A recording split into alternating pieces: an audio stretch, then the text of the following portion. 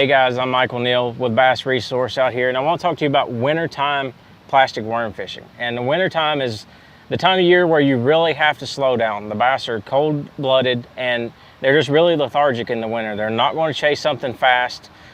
In most circumstances, they're not going to chase something fast. And a jerkbait's good, and lipless baits and things like that. But something that I think gets overlooked a lot is really finesse fishing in the wintertime with spinning tackle. And a shaky head is my go-to for the wintertime. The water's getting clear. It's something you can keep down there in front of those fish and get a lot of bites.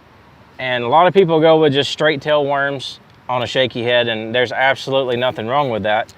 But something to give the fish a little bit different look, just a 7-inch ribbon tail worm. This is the Baby B2 from Big Bite, and this color is called tilapia, just on a 3/16 ounce shaky head. Nothing real fancy, but this worm is not super overpowering. With a small ribbon tail worm, you're not going to have a ton of action, and that's something that the fish kind of shy away from a little bit in the winter. It would be a worm with a really big paddle tail, or something that's going to create a whole lot of commotion. Everything in the winter in the water moves slowly, so you want to keep it natural to those fish. So a lighter head with a smaller profile worm is what they're going to really look for. And I like light line myself. I'll go as light as 6.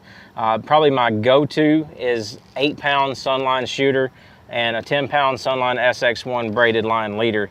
Especially in the wintertime, a lot of times you've got some wind, and I hardly ever throw a spinning rod anymore without that braided line as my backing. It keeps the wind knots down, it helps with sensitivity, and it just helps you make better casts, longer casts, and you don't have to re-spool often. You have to retie the leader, but you don't have to actually re-spool.